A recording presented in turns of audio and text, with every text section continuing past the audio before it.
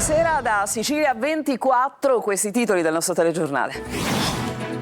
I devoti hanno salutato Sant'Agata, rientrato alle 13 il busto reliquiario della patrona di Catania dopo una processione durata quasi 20 ore. Un percorso rallentato da soste e ritardi ma seguito da migliaia di devoti. Intanto si lavora per rimuovere tonnellate di cera sulle strade. Palermo, un ciclista è deceduto dopo essere stato investito in città da un mezzo pesante. Indaga la polizia municipale per ricostruire la dinamica dell'ennesimo episodio mortale sulle strade cittadine. Niscemi prosegue il monitoraggio della frana con i droni mentre i vigili del fuoco allestiscono il campo base. Il presidente della commissione parlamentare sul rischio idrogeologico dice che questo comune può diventare un laboratorio nazionale.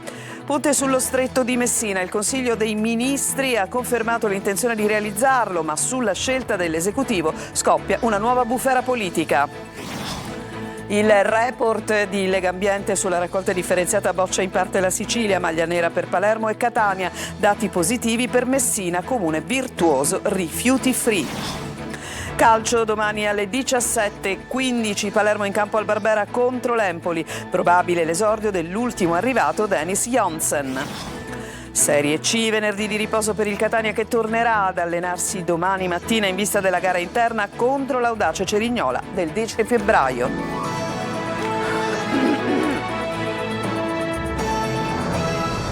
Ancora ben trovati, alle 13 si è concluso il giro interno di Sant'Agata, circa 20 ore di processione faticosa, ma i devoti, nonostante la fatica davvero grande per una serie di rallentamenti, di soste, in realtà poi avevano il dispiacere di dover salutare la loro santa patrona. Ma ci racconta questa festa di Sant'Agata 2026 il nostro Orazio Longo. È l'1 del pomeriggio quando Sant'Agata rientra in cattedrale a Catania. La lunghissima processione del giro interno si conclude dopo quasi 20 ore dall'uscita. Un andamento lento che ha visto il Fercolo raggiungere il borgo, piazza Cavour solo a mattina inoltrata, dopo aver stazionato per 4 ore in via Caronda con i tradizionali fuochi sparati quando il sole era già alto. Un momento atteso con la piazza gremita, ma che non ha mancato di suscitare qualche perplessità per il forte ritardo accumulato. Se continua così, continuiamo a fare fuochi che nessuno vede, se in piazza Borgo la scelta è quella di arrivare quando già il sole è sorto, io rivedrei certe cose, quindi dobbiamo metterci d'accordo. Ai quattro canti il dilemma è fare o non fare la salita di San Giuliano. La pioggia caduta alle prime ore del mattino ha bagnato il basolato e potrebbe essere pericoloso percorrerlo col Fercolo, ma dopo una serie di controlli l'ok viene dato, va tutto bene e in cima alla salita è l'arcivescovo ad accogliere il Fercolo. Tu che splendi in paradiso. E ora questo momento non diventi solo uno spettacolo, diventi il momento nel quale, possiamo dire che ancora una volta non è tanto Catania ad abbracciare Sant'Agata, ma Sant'Agata ad abbracciare Catania, a dirle che lei c'è, che lei è una grande testimone di fede in un momento storico nel quale abbiamo bisogno di recuperare fortemente il senso della fede e la sua incisività. Subito dopo il momento forse più intimo della 3 giorni di festa, il canto delle suore del monastero di San Benedetto, le parole della preghiera che la Vergine Martire rivolse a Dio quando stava per morire tra le mura del suo carcere. Il resto va via in modo regolare e composto, come è stata tutta la 3 giorni di festa, ripresa e trasmessa dalle telecamere di Telecolor e Antenna Sicilia e diffusa sul web da siciliaweb.it. Devoti tutti, oltre 50 ore di diretta, con tanti inviati sul campo e un imponente impegno editoriale che ha premiato negli ascolti. Sant'Agata è rientrata nella sua cameretta, adesso l'appuntamento è per l'8ª, giovedì della prossima settimana, e poi l'attesa per Sant'Agata d'estate ad agosto. L'altra faccia della festa, perché adesso si lavora per rimuovere tonnellate di cera e segatura dalle strade. Chiuse un tratto di via Etnea e via Caronda. Le operazioni di bonifica affidate alla Gema dovrebbero durare 2 o 3 giorni. Tonino De Mana. Passata la Santa e passata la festa, l'obiettivo, come ogni anno, è ripulire le strade percorse da Sant'Agata nel suo lunghissimo e lentissimo giro interno. Tonnellate di cera e segatura sono già in fase di rimozione per opera della Gema, che gestisce la raccolta dei rifiuti nell'8 centro con un imponente spiegamento di uomini e mezzi. È un impegno straordinario, noi abbiamo circa un centinaio di uomini che lavorano in straordinario e nel limite del possibile non stop. Abbiamo impiegato diversi mezzi, abbiamo attualmente impiegati per la rimozione 3 Bobcat e un ragnetto, in più abbiamo diverse scarse scarrabili, nonché mezzi compattatori e un numero in questo momento indefinito di costipatori che stanno girando sulle aree per la pulizia anche delle aree limitrofe a quelle di via Etnea e di via Caronda. Transenne e strada off limits fino a cessate esigenze in via Caronda, dove i Bobcat lavorano per rimuovere montagne di segatura e rifiuti di ogni genere, prevalentemente bottiglie di plastica e lattine. Si lavora senza soste anche in piazza Cavour, con le spazzatrici impegnate ad aspirare la segatura per poi procedere allo scioglimento della cera, che in alcuni casi viene rimossa anche manualmente con l'utilizzo di pale. Sul fronte della viabilità, il primo step sarà la pulizia e la contestuale riapertura al traffico di via Etnea all'altezza di piazza Cavour. Sicuramente nella giornata di oggi non riusciremo a fare questo, anche perché occorrerà fare il grip test prima di aprire, però contiamo insomma di poterlo fare nel più breve tempo possibile. Per tornare alla normalità serviranno alcuni giorni e un po' di pazienza. Sono stati celebrati oggi i funerali dei 3 cacciatori uccisi a colpi di fucile a Montagna Reale sui Nebrodi.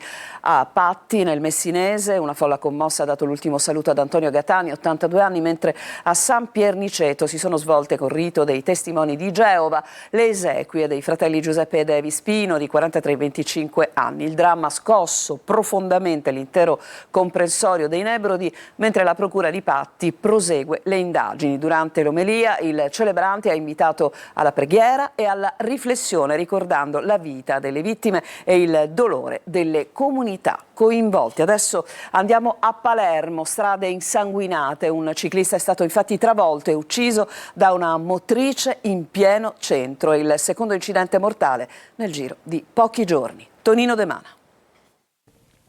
Un uomo di 55 anni, Antonino Incorvaia, è morto a Palermo in un incidente stradale avvenuto in via Francesco Crispi. La vittima, in sella ad una bicicletta, stava procedendo in centro quando, per cause ancora da accertare, è stata investita da un mezzo pesante, nella fattispecie una motrice. Sul posto è arrivato il personale del 118, ma per Incorvaia non c'è stato nulla da fare. Sulla vicenda indaga la sezione infortunistica della Polizia Municipale di Palermo, che ha delimitato il tratto in questione per effettuare i rilievi di legge e cercare di ricostruire la dinamica dell'incidente. Strade sempre più insanguinate ed episodi che purtroppo si ripetono con una certa frequenza. Solo qualche giorno fa un altro ciclista, un 41enne di origine ghanesi, aveva perso la vita dopo essere stato investito da un'auto dei carabinieri tra le vie Libertà e Ricasoli. Proseguono a Niscemi le operazioni di monitoraggio della frana con i droni, mentre si prepara il campo base dei Vigili del Fuoco. Oggi in città il presidente della Commissione parlamentare d'inchiesta sul rischio idrogeologico. Sentiamo Gerry Italia. Dovrebbero concludersi entro oggi i rilievi con i droni sulla frana di Niscemi, un passaggio fondamentale per stabilire se i vigili del fuoco potranno operare in sicurezza nella fascia più critica tra i 10 e i 50 metri dal fronte della frana, permettendo agli sfollati di rientrare temporaneamente nelle abitazioni per recuperare oggetti personali e beni di prima necessità. Intanto è già stato stabilito che domenica prossima verrà montato un campo base dei vigili del fuoco. A Niscemi arriverà nuovo personale per rafforzare le operazioni di recupero, inizialmente nella zona compresa tra i 50 e i 100 metri. Oggi intanto in città è arrivato anche il presidente della Commissione parlamentare d'inchiesta sul rischio idrogeologico, Pino Bicchielli, che ha incontrato il sindaco Massimiliano Conti e i responsabili della protezione civile impegnati nell'emergenza. Secondo Bicchielli, quello di Niscemi non è un caso isolato, ma uno dei tanti fronti aperti in Italia sul tema della fragilità del territorio. Purtroppo non c'è solo la frana di Niscemi. In Italia ci sono in questo momento 636.000 frane. Il 94,5% dei comuni sono a rischio idrogeologico e per questo per la prima volta nella storia del Paese è stata istituita una commissione che tenti di cambiare il paradigma di come si affronta un tema così importante come il rischio idrogeologico. Niscemi però potrebbe diventare cartina tornasole per costruire modelli di intervento da replicare in altri territori. Noi siamo qui oggi, sono io come Presidente, ma torneremo quando le condizioni ce lo permetteranno come Commissione proprio per audire, per vedere atti e per capire dove si inceppa la macchina amministrativo e per capire anche se da Niscemi possiamo imparare qualcosa da replicare sul resto del territorio. Alta anche l'attenzione sulle risorse economiche, i fondi per l'emergenza ci sarebbero e il governo segue con la massima attenzione, assicura Bicchielli. Le risorse arriveranno, ci saranno, il governo su questo ha una grande attenzione, ma dobbiamo assolutamente evitare anche le duplicazioni di competenze che molte volte poi sono il vero problema per risolvere i problemi. Slitta probabilmente di 2 anni la costruzione del ponte sullo Stretto di Messina, ma il Consiglio dei Ministri ha confermato l'intenzione di realizzarlo e ha indicato i primi passi. Non ci sarà disimpegno di somme per destinarli all'emergenza del ciclone Harry. Sulla scelta dell'esecutivo però scoppia una nuova bufera politica. Manlio Viola. Il ponte sullo Stretto si farà, ma l'intero cronoprogramma slitta di 2 anni. L'avvio dell'opera potrebbe avvenire non più nel 2026 ma nel 2028. Il Consiglio dei Ministri nella seduta di ieri ha confermato l'intenzione di realizzare l'infrastruttura, ma ha rivisto il programma introducendo 3 fasi di confronto con la Corte dei Conti per superare i rilievi dei magistrati contabili. Al tempo stesso ha spostato in avanti il finanziamento. 780 milioni di euro previsti quest'anno sono stati spostati in finanziaria su altri fondi di spesa, ma verranno recuperati con finanziamenti da 320 milioni nel 2032, da 460 nel 2033. Nessun disimpegno delle somme invece per destinarle ai danni del ciclone Harry e alla frana di Niscemi, come chiede insistentemente la sinistra. Immediata la bufera politica. Per il Movimento 5 Stelle è l'ennesima presa in giro. L'opera non si farà mai e si spostano in avanti le scadenze per arrivare alle elezioni, con la chimera del ponte ancora attiva. Per il PD il tentativo di forzatura è stato sventato e il governo ha dovuto rinunciare sia al commissario straordinario che alla norma che comprimeva i poteri della Corte dei Conti. Dovrà confrontarsi con i magistrati contabili. Ma il ministro Salvini insiste e nega che lo slittamento sia pari a 2 anni. Abbiamo recuperato in 3 anni e mezzo di lavoro un ritardo di anni sul ponte e la sua realizzazione. I passaggi imposti dalla Corte dei Conti non sono richiesti da alcuna legge, ma li faremo ugualmente. Si tratterà di uno slittamento di qualche mese, non certo di 2 anni. Adesso ci fermiamo, c'è una pausa, torniamo tra poco.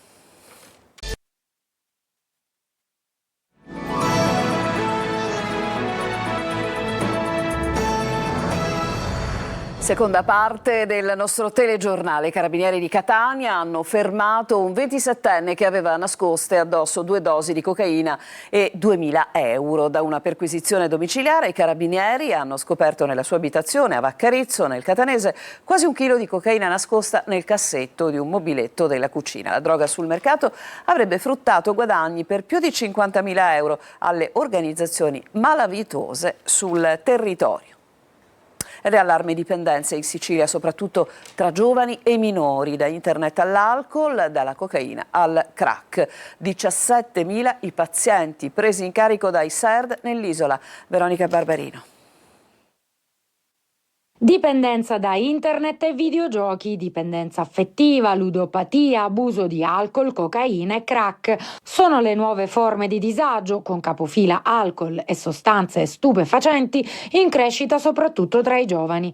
In Sicilia, secondo gli ultimi dati, sono circa 17.000 i pazienti presi in carico dai SERD. Tra i 14 e i 19 anni, infatti, l'alcol apre la porta d'ingresso alle dipendenze, in 80 casi su 100. A seguire l'uso di cannabis, cocaina e crack. Abbiamo registrato un peggioramento nella diminuzione dell'età di consumo e nella tipologia dei consumatori, che sono tantissimi policonsumatori, un consumo che si è diversificato negli ultimi anni e che ha creato una cosa fondamentale, e cioè che i ragazzi sono più disregolati, entrano in crisi più facilmente. È emergenza crack in tutto il territorio siciliano. Nelle grandi aree metropolitane il consumo è spesso di gruppo, mentre nei centri minori è soprattutto domestico, come a Ragusa, dove il 90% dei pazienti attualmente seguiti nei SERD consuma crack e cocaina individualmente o in coppia. Complessivamente facciamo all'incirca 590 nuovi utenti ogni anno.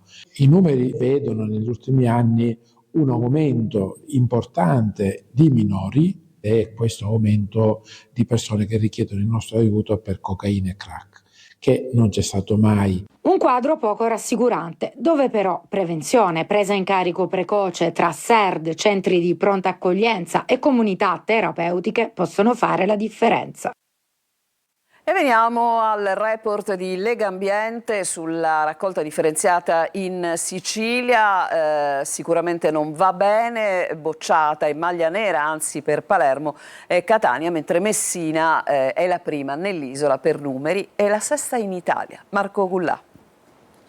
Brusca frenata. La Sicilia che ricicla, che in un arco temporale di 6 anni era riuscita a passare dal 29,52% al 55,20% di raccolta differenziata, fa registrare nel 2024 uno stop, certificato non solo dallo striminzito aumento dello 0,67%, ma anche dal numero dei comuni siciliani al passo con l'obiettivo del 65%. Altro dato in controtendenza rispetto agli anni precedenti è quello dei comuni rifiuti free, cioè quelli in cui la produzione di rifiuti indifferenziati in capo ad ogni abitante è inferiore ai 75 kg. Nel 2020 erano stati 33, poi nel 2021 erano diventati 55, nel 2022 il totale era passato a 80 e nel 2023 a 98. Nel 2024 il totale invece è cresciuto di una sola unità. Le note dolenti permangono quelle delle città di Palermo con il 17,31% e Catania con il 33,55%. Da sottolineare invece la costante crescita di Messina, che dal 55% passa al 58,57%, risultando prima in Sicilia e sesta in Italia fra le grandi città per percentuale di differenziata. Per Legambiente la frenata della Sicilia sulla raccolta differenziata è il frutto avvelenato di una campagna di propaganda miope incentrata esclusivamente sulla costruzione di inceneritori. E adesso ci fermiamo ancora, c'è una pausa e torniamo con il calcio. Cominceremo con il Palermo domani in campo alle 17:15.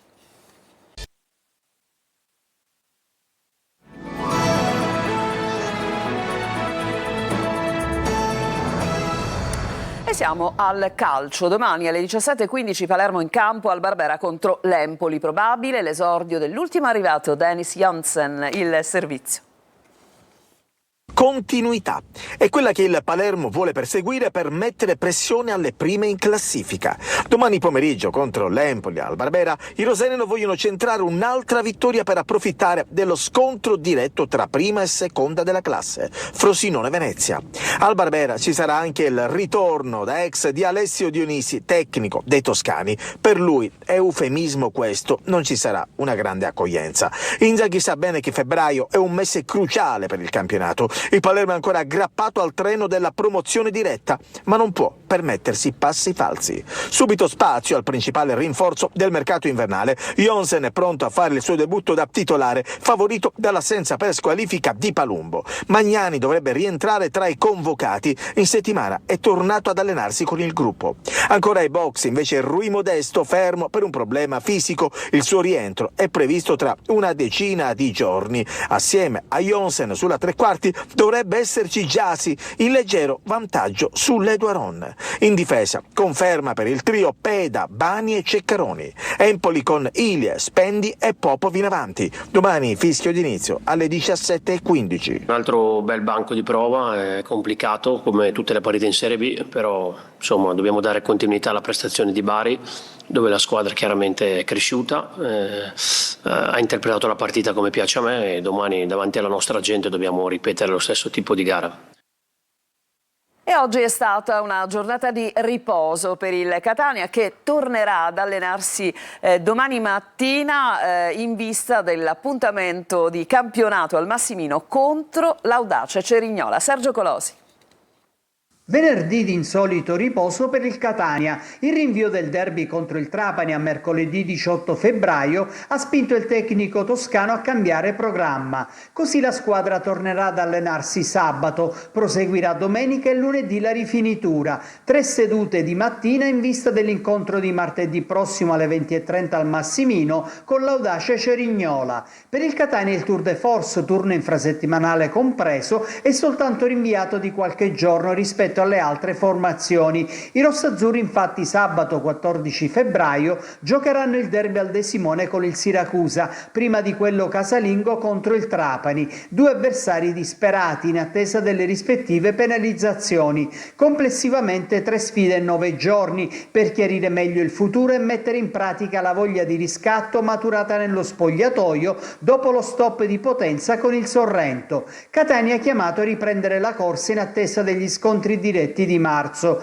Contro il Cerignola pronto al rientro Casasola, mentre non ci sarà Miceli, fermato per una giornata dal giudice sportivo. Carnielutti potrebbe agire da centrale, con Celli e Ierardio Allegretto ai lati. Non si escludono novità a centrocampo in attacco, perché l'ultimo Catania non è proprio piaciuto. Dopo l'analisi ora servono i fatti, anche perché il Benevento non sembra dare segnali di cedimento.